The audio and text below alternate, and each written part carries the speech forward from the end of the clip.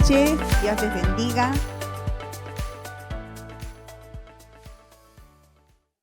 Qué lejos se me fueron todos. Están todos en los asientos del fondo. No sé si escucharon de esta historia, pero quiero hablarles de Brian Nichols y de Ashley. Hay una película que cuenta lo que pasó esa noche, pero Brian Nichols, estando detenido en una cárcel en Estados Unidos, él protagonizó una de las escapadas más sangrientas hasta el día de la fecha. Mató al salir a 5 personas. Él estaba detenido por haber tenido cautiva y violado a la que era su novia, y estando en la cárcel se enteró que ella había dado a luz.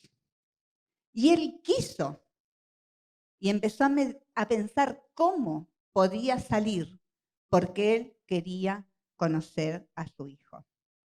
El costo fue que del culetazo que le pegó a la mujer que había entrado una guardia, ella quedó en estado de coma hasta el día de hoy. Mató al juez que tenía la causa, al secretario y a 2 personas más. Una noche terrible. La chica con la que se cruza esta historia era una chica adicta que estaba luchando por recuperar la tenencia de su hija. Y vuelve a su hogar, Ashley, y ahí estaba escondido en las inmediaciones Brian, y cuando ella entra, penetra con ella a la casa, la domina.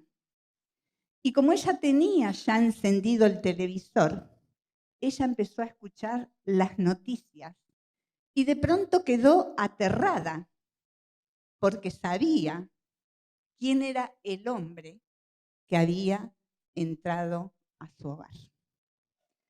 Y tal fue el pánico que ella tenía que pensó que esa misma noche moría. Y recordó que una tía de ella, que era una mujer cristiana, que le había hablado muchas veces del amor de Dios, le había regalado un libro. Y en esa desesperación que ella sentía, ella comienza a leer ese libro. Cuando escucha la voz del que la tenía cautiva en su propia casa, que le dice: lee más fuerte, que quiero escuchar lo que lees. Y ella comienza con estas palabras: no se trata de ti. El libro, para aquellos que lo leyeron, era justamente esto: una vida con propósito. Una vida con propósito. Y durante 7 horas, que fue lo que duró su cautiverio, esta chica iba leyendo con todo sentimiento lo que el pastor Rick Warren dice aquí en este libro. Que fuimos creados por Dios y para Dios, y con un propósito. Y esto se le fue marcando a fuego en el corazón, no solo de ella, sino también de su captor. Al punto que los dos quedaron conmovidos en la medida que avanzaban en la lectura del libro.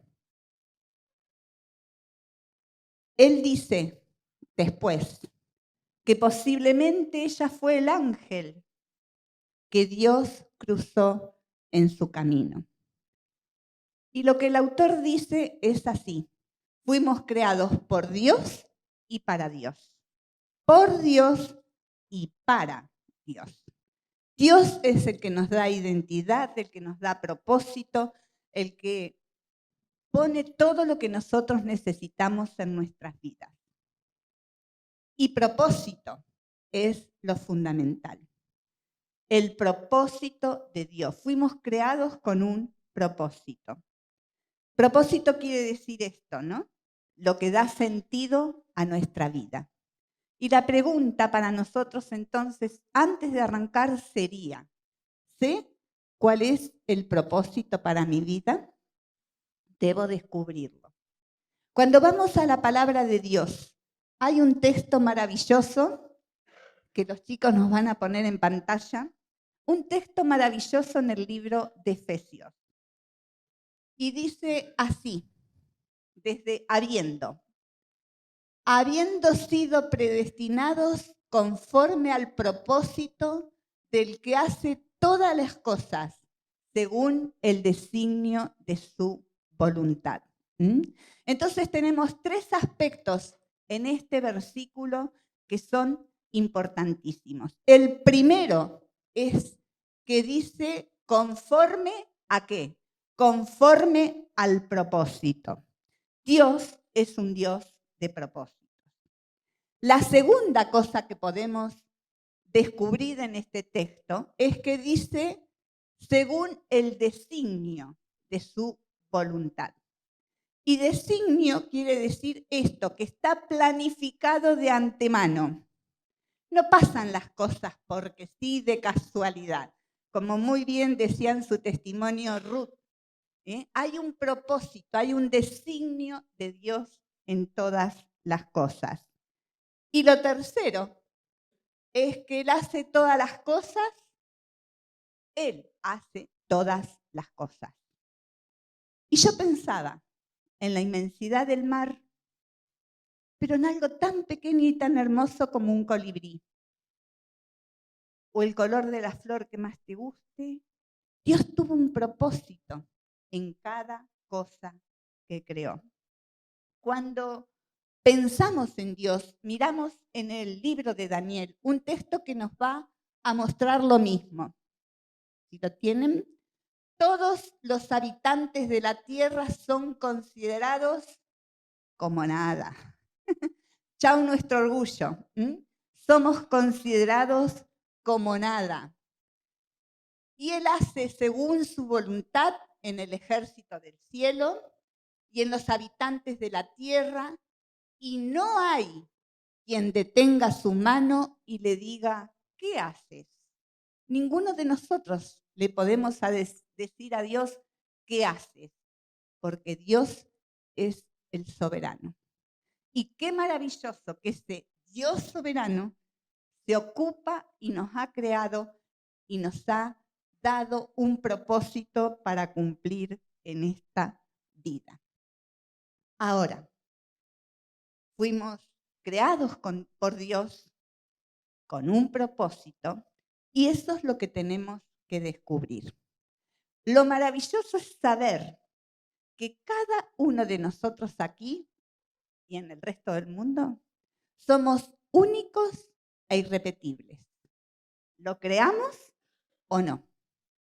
En el libro de Efesios, Pablo va a escribir, porque somos, que habla de esencia. ¿Lo leemos juntos?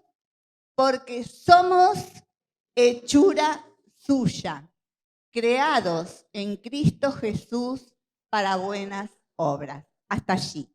Fuimos hechos, hechura suya. Y la palabra hechura quiere decir artesanía, quiere decir poema. ¿Sabías que sos una artesanía de Dios? ¿Un poema de Dios? Así nos ve el Señor. Así debemos aprender a vernos nosotros. Y David iba a escribir en el Salmo 139, maravillosamente, asombrosamente he sido hecho.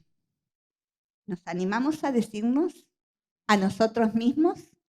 Soy una creación maravillosa de mi Dios y fui creado con un propósito. Para poder cumplir ese propósito, Dios nos ha dado las herramientas. No es que pretende que cumplamos el propósito sin habernos dado nada. Él nos da los dones. Y los dones son ese regalo, ese carisma, esa herramienta que Dios pone en nuestras manos para poder cumplir ese propósito para el cual nos llamó. A todos nos creó, a todos nos da los dones. Cuando miramos en 1 de Pedro 4:10, dice la palabra de Dios lo siguiente: cada uno, según el don que ha recibido, ministrelo a los otros como buenos administradores de la multiforme gracia de Dios. Y acá otra vez tenemos 3 aspectos en este texto en cuanto a esos dones que Dios nos da. El primero, ¿cuál es? Que todos, absolutamente todos, aquí y cada hijo de Dios tiene por lo menos un don. Y eso es lo que tenemos que descubrir. ¿Cuál es la herramienta que Dios me dio para poder cumplir ese propósito para el que me llamó? Cada uno de nosotros por lo menos tenemos un don. La segunda cosa es que el don no es para mí. No es para que yo pueda disfrutarlo sola. Dice la palabra de Dios que ese don es para ministrarle a los otros. Lo que nosotros tenemos, que Dios nos ha dado, es para bendecir la vida de nuestros hermanos y de toda la sociedad. No somos llamados a vivir en egoísmo, somos llamados a dar. Cada uno ministrelo a los otros. Y ese don viene de Dios. Tiene que ver con esa multiforme gracia de Dios. Maravilloso. Pero los dones tienen peligros. ¿Y cuáles son esos peligros que podemos sufrir? El primero, no conocer nuestro don. ¿Tú sabes qué don tienes? Cuando no conocemos el don, ¿qué pasa? No lo usamos. Si no lo usamos, lo enterramos. Queda ahí, en el fondo de un armario. Y Dios nos va a pedir cuentas del don que nos dio o de los dones que nos dio. Entonces, lo primero que tenemos que hacer es descubrir, pueblo de Dios, cuál es tu don. El consejo más sabio que recibí de mi pastor cuando recién me convertí, yo le decía: ay, pastor, no sé qué don tengo. Trabaja en todo, hace todo, te vas a dar cuenta. Si te invitan acá, hace, si te invitan acá, hace, si te llaman para esto, hace. Y lo vas a descubrir. Lo primero que descubrí, lo que no tenía. Misionera me di cuenta que no. Porque me costaría horrores con la lengua, con la comida, etc. Pero fui descubriendo de esta manera qué don sí tenía.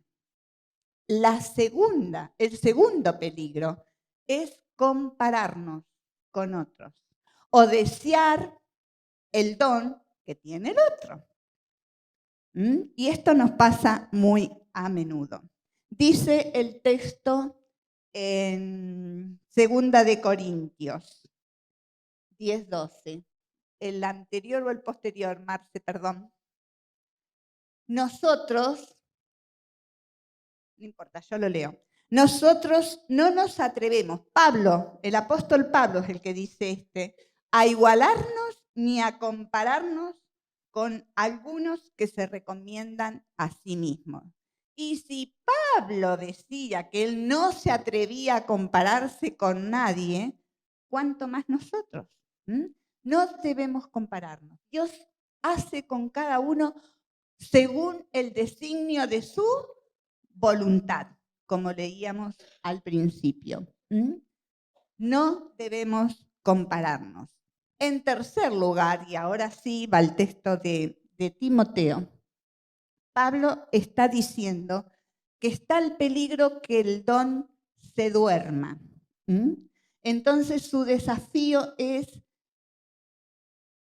por lo cual te aconsejo que avives el fuego del don de Dios que está en ti.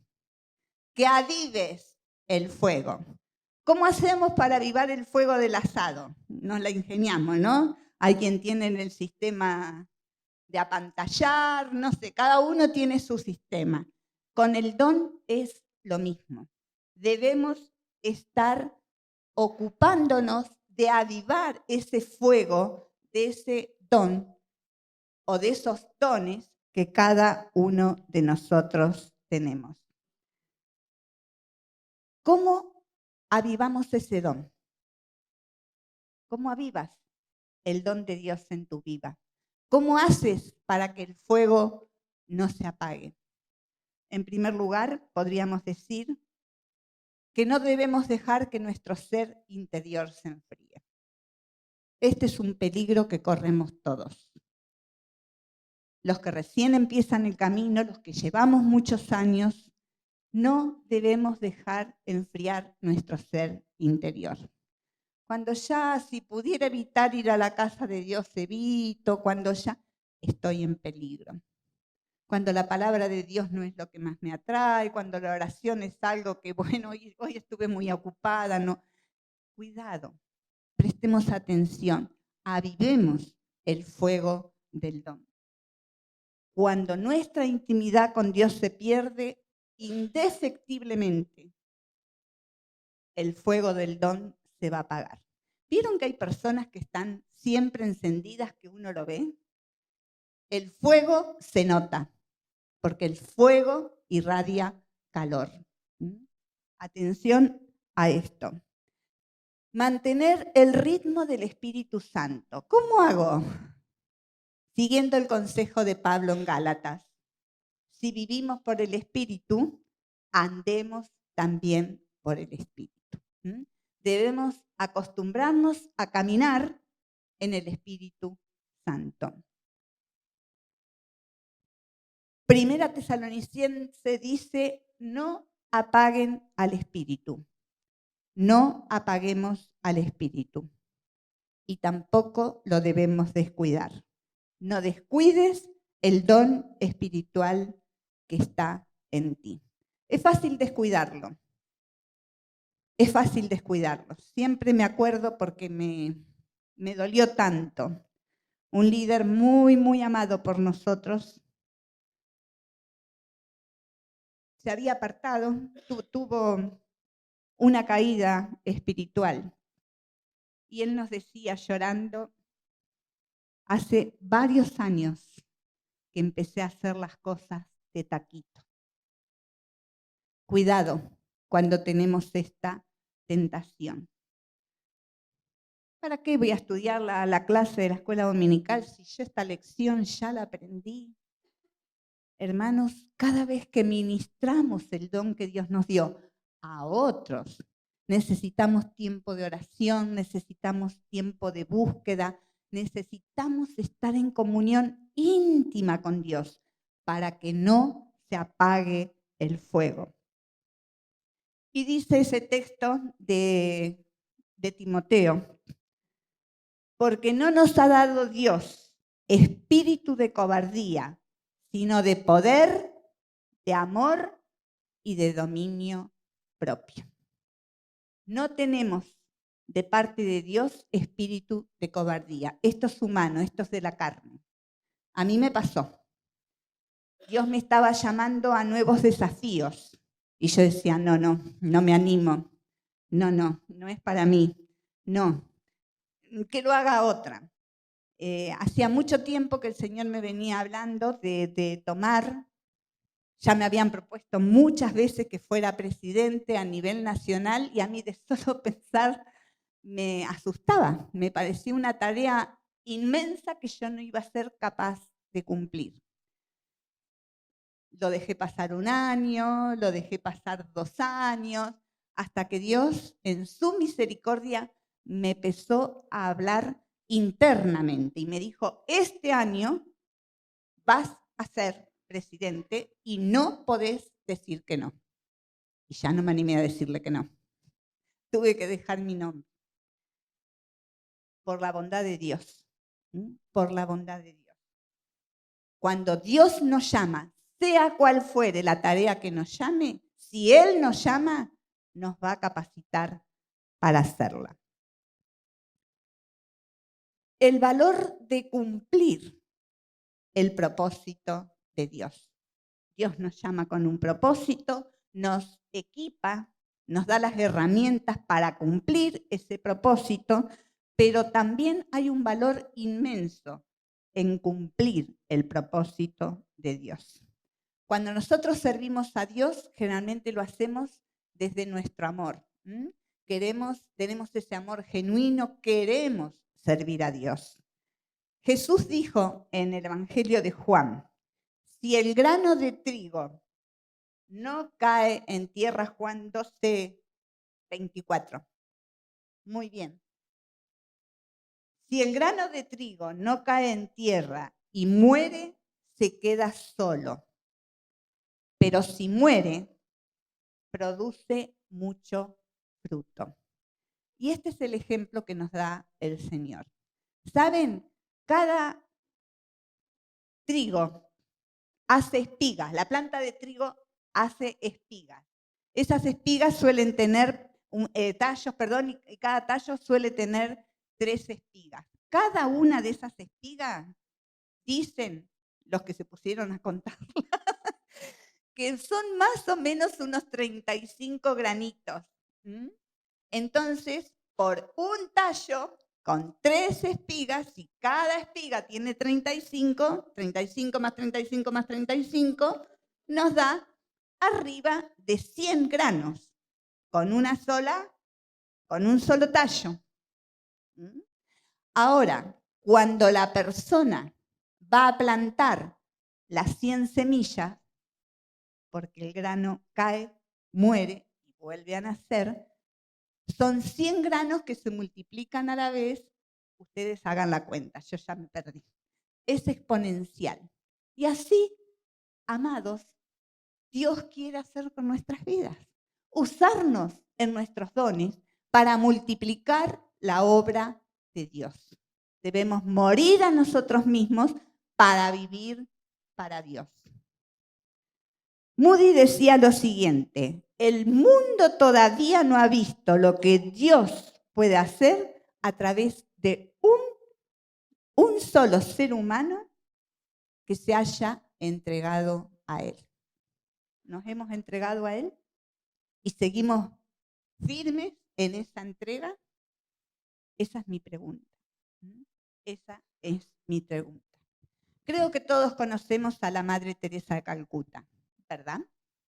Una simple mujer que causó un impacto tan tremendo con el ministerio que ella desarrolló en la India. Nunca llamó la atención sobre sí misma, todo lo contrario, porque ella quería darle gloria a Dios. Una simple mujer llevada a una nación que no era la suya, pero que ella volcó todo el amor y la misericordia que Dios le había dado en su corazón para bendecir a aquella nación. Y ese era su propósito. Ella entendía que estaba cumpliendo el propósito de Dios. Tal vez también escucharon hablar de William Morris, un hombre que quedó huérfano a los 4 años de edad. Había nacido en Inglaterra. El padre decidió, por la muerte de la esposa, mudarse a Paraguay. Vino con una empresa, la empresa desapareció, se fundió, quedaron a la deriva en un país desconocido. Decidieron bajar a Argentina y se radicaron en Santa Fe, pero la pobreza los tocaba tanto que desde muy jovencito él tuvo que salir a trabajar. Así que William Morris estudiaba por las noches, leía en las bibliotecas que encontraba que estuvieran abiertas. Así él se fue formando. A los 22 años decide venir a La Boca, aquí ya en la provincia de Buenos Aires. Y comenzó a congregarse en una iglesia evangélica. Él se convierte a Cristo. Y le llama y le duele ver a tantos niños hijos de inmigrantes, en esa pobreza, sabiendo que la mayoría de ellos podía caer en la delincuencia, porque no tenían lo suficiente, porque no tenían quien velara por ellos, porque los padres salían todos en lo que podían a trabajar. ¿Y William Morris qué hace? Dentro de su estrechez económica, él alquila un lugar, porque su corazón se ve conmovido, y hace un comedor. Y luego funda una escuela dominical. Y así comienza su trabajo, que es reconocido hasta el día de hoy. Les puse el ejemplo de una mujer, les puse el ejemplo de un hombre. Dios nos llama a todos para poder hacer lo que Él nos da, que pueden hacer de 1000 formas diferentes, porque tu propósito no es igual al mío, pero Dios tiene un propósito para cada una de nuestras vidas. La frase lema de William Morris, ¿alguien la sabe? Hay muchos que la saben de memoria. Yo amo a Eve Caramuti, una pastora bautista que se convirtió en esta zona de la Boca, en iglesias que todavía están bajo la influencia de William Morris, y ella se para y lo dice, yo lo tengo que leer. William Morris decía así: pasaré por este mundo una sola vez. Si hay alguna palabra bondadosa que yo pueda pronunciar, alguna noble acción que yo pueda efectuar, diga yo esa palabra, haga yo esa acción ahora, pues no pasaré más por aquí. Pasamos por este mundo una sola vez. Lo que no hago en el tiempo de Dios, ya no lo puedo hacer. Así que tu servicio, mi servicio, es importantísimo a los ojos de Dios. ¿Se acuerdan de Ashley, la chica adicta? Desde que ella leyó ese libro, su corazón fue tan tocado que a partir de esa noche, que fue imborrable para ella, nunca más volvió a tomar droga, nunca más. Ella recuperó su niña, comenzó a congregarse y salió a evangelizar a cuánta persona ella se cruzaba en su camino. ¿Saben con qué? Con este libro. No sabía casi nada de la Biblia, pero ella daba su testimonio. Donde iba, al lugar que fuera, con la persona con la que se cruzaba en una plaza, en un negocio, donde fuera, ella le decían, ¿saben? Yo conocí a Dios porque en este libro aprendí. Y ella decía, fui creada por Dios y para Dios, Dios me dio un propósito.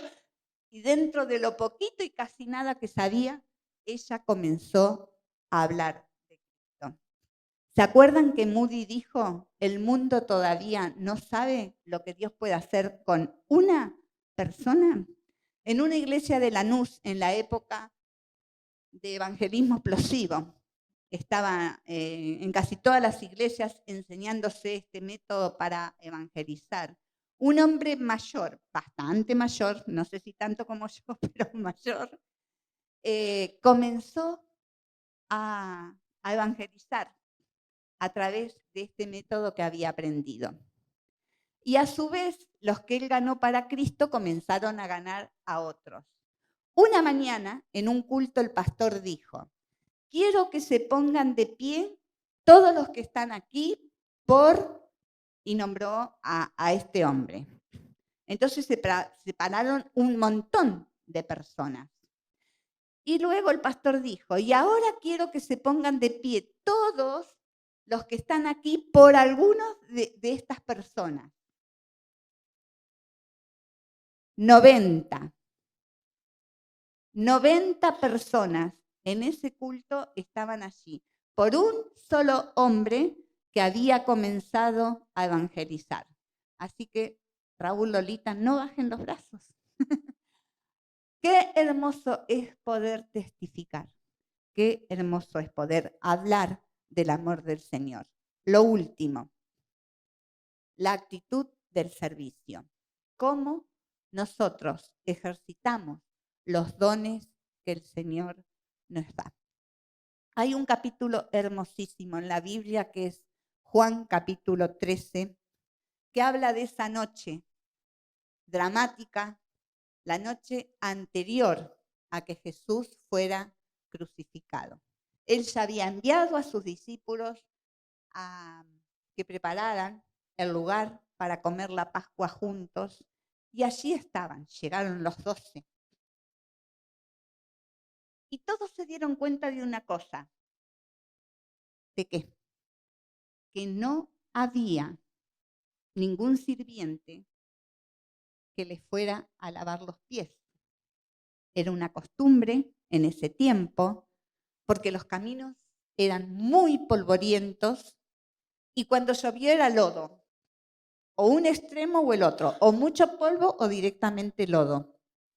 Entonces, lo primero que se hacía cuando una persona llegaba a un hogar era lavarle los pies como señal de respeto, de amor. Y generalmente lo hacía un esclavo o el sirviente de la casa. Así que inmediatamente cada apóstol fue y se sentó. Porque todos decían, yo no soy el sirviente para lavarle los pies a estos. Fue tan dramática esa noche que Juan la cuenta con lujo de detalles. No había celulares, no había cámaras de foto, no había nada para registrarla de otra forma que no fuera escrita. Pero cuando nosotros leemos Juan 13, nos damos cuenta que allí no volaba ni siquiera una mosca, porque el que se para, el que toma una toalla, ¿quién fue? No fue Pedro, no fue Juan, no fue ninguno de los 12. Fue el Señor Jesús. Él tomó la toalla. Y cuando miramos en ese capítulo, versos 4 y 5, encontramos todas acciones. Jesús se levantó, Él se quitó el manto, Él tomó la toalla, se la ciñó, puso agua en el lebrillo, comenzó a lavarle los pies uno por uno a sus discípulos, incluso a Judas. Y Judas a esa hora ya lo había entregado o lo estaba por entregar. Y él hizo la tarea del esclavo. Me encanta una frase de Richard Foster que dice así: siempre que se presenta la dificultad sobre quién es el mayor, también está la dificultad de saber quién es el menor. Tal vez no pretendo ser la mayor, pero no quiero ser la menor. ¿Se entiende?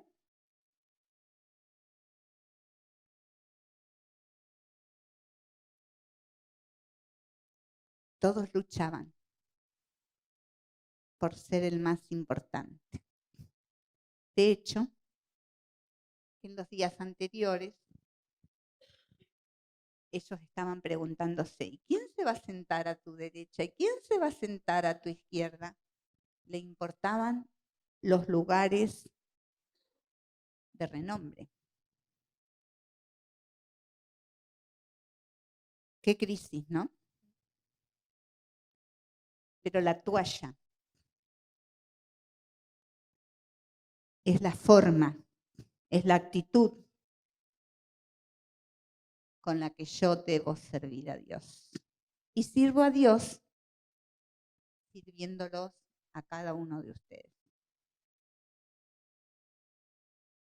Jesús terminó diciendo así: porque os he dado ejemplo para que como yo os he hecho, vosotros también hagáis. ¿Estaríamos dispuestos a lavarle los pies a todos los que están aquí?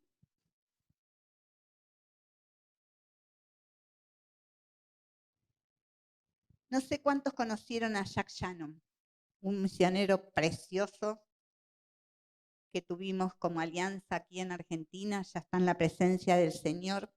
Él fue a visitar a un amigo en una oportunidad, un amigo muy renombrado, reconocido en muchísimos países, y cuando Jack entra a su oficina era una tremenda biblioteca del techo al piso, llena, llena, llena de libros, era un erudito. Y en medio de toda esa biblioteca, cuadros más cuadros más cuadros más cuadritos de todos los tamaños, con los reconocimientos que este hombre había recibido en distintos países y en distintos lugares. Pero a Shannon le causa un impacto cuando en medio de todos esos libros y de todos esos cuadritos ve una toalla doblada en una percha. Y le dice al amigo: ¿y esto qué significa? ¿Por qué tenés esta toalla aquí? Porque no me quiero olvidar nunca que no son los libros, que no son mis títulos, no quiero ningún reconocimiento humano. Quiero tener el mismo corazón de siervo que Jesús. Quiero tener el mismo corazón de siervo que Jesús. ¿Qué corazón queremos tener nosotros? ¿Qué corazón? Les invito a ponerse en pie. Si ponés la plaquita, Marce, por favor.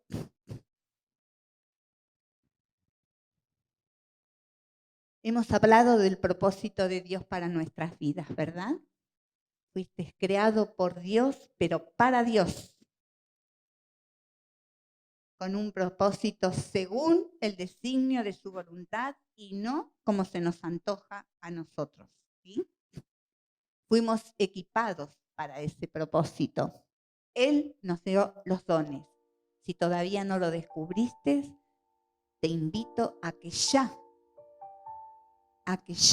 comiences a buscar en la presencia de Dios cuál es tu don. No sea que Dios nos llame a su presencia y digas: lo tenía enterrado porque no lo sé. Recuerden la parábola de los talentos. El valor de cumplir el propósito de Dios. No hay mayores ni menores en el reino de Dios. Amén.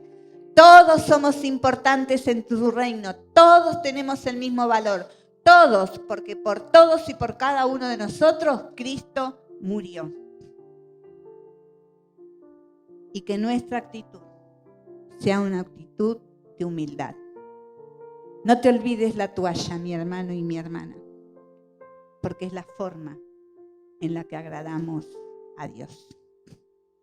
Oramos. Señor, gracias por tu desafío. Intensamente queremos honrarte, queremos amarte, queremos servirte. Y gracias porque tú nos has llamado a todos, Señor, porque todos somos de valor delante de tus ojos. Nos hiciste únicos, irrepetibles, y te damos gracias. Henry Ford fue el hombre que descubrió cómo hacer autos en serie.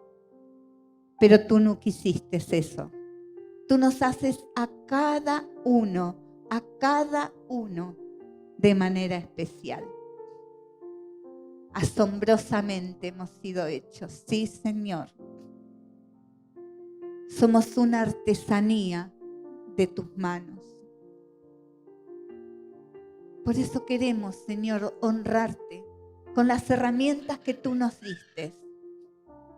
y cumplir ese propósito que soñaste para cada uno de nosotros. Nos diste habilidades, nos diste talento, nos diste dones, nos diste todo, Señor. Queremos ponerlo por obra. Y que queremos ponerlo por obra como lo hizo el Señor Jesús. Recordando que tú lo hiciste con humildad, porque dejaste la gloria del cielo para venir a buscarnos. Te amamos, Señor. Gracias por tu palabra y por tu desafío en esta noche. En el nombre de Cristo Jesús. Amén. Les pido que sigan orando. Si alguno no sabe su don, busque a Dios. Y como me dijo mi pastor, comience a trabajar en todo lo que está a su mano, que lo va a descubrir, porque Dios quiere que usted sepa cuál es. Y si conoces tu don, ponlo por obra. Y no te duermas. Aviva el fuego del don que ya está en ti, como dice su palabra.